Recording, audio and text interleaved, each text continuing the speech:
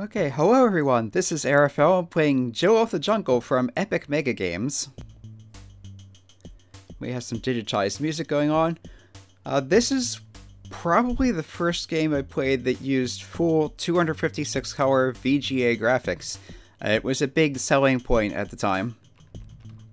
I'll just jump into the game. So here we have Jill. Jill is apparently from the jungle. You have gems. Gems open doors on the map. Like so. Here's your basic jump height is, it looks like 4 tiles worth. Not quite, 3.5.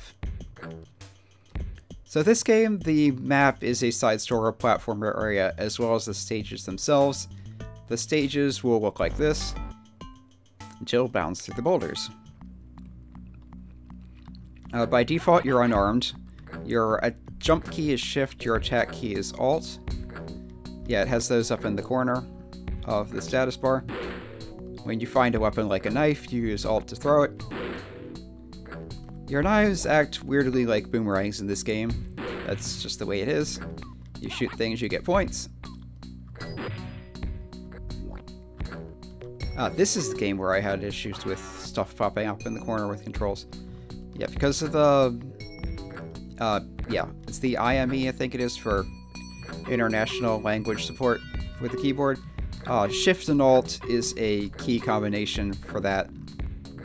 So with Shift and Alt being the primary controls for Jill of the Jungle, sometimes I'll hit those both at once and I'll get a thing popping up on the side of the screen saying that the input method is changing. Just a weird little oddity. Like in Captain Comic, which I played last time, unless your standard weapon comes out of you at the... Yeah, you have 2 tile call character. Your standard weapon comes out at the higher height, so if something is low to the ground, you have a hard time hitting it. In this game, you can hit it because the boomerang effect of the knife will let you kind of angle it down on the way back. Yeah, got hit by a frog. You have health. The health bar is in the status to the left. In the lower box, apples restore some health. Unlike in a lot of platformers, you do not get extra points if you don't need the health. It's just apples give you 12 points, period. And here we have a bit of an oddity. So if I keep going to the right, there's the exit there and the end of the level. However, there is this thing here. If I position just right, you can fall into this pit. There's some chains here with these little enemies on them. Jill, being a jungle character, can climb vines and chains no problem. This takes you up here. And up here there is apparently nothing.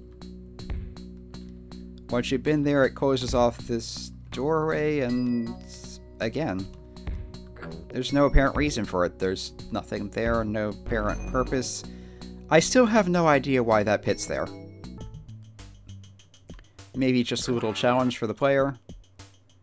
Ah, here we are. This is something that's in the shareware version of the game, was removed in the full version, since I am playing the shareware. Anyway, another superhero retires. Fallen to the immense unstoppable force known as Epic. The young superhero B. Blaze. Remember Commander Keen? That's him.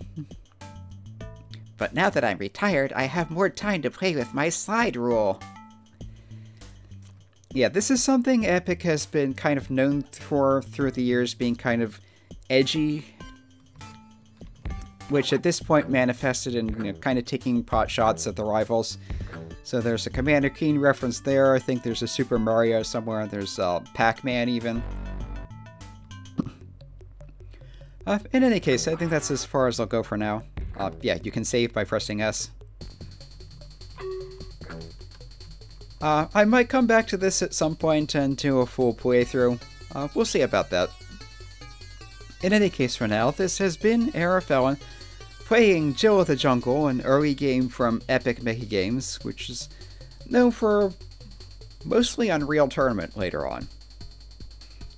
In any case, come back next time and I'll be playing another platformer from epic MegaGames, one that's more of a reference to, well, you'll understand when you see it. Hope to see you then.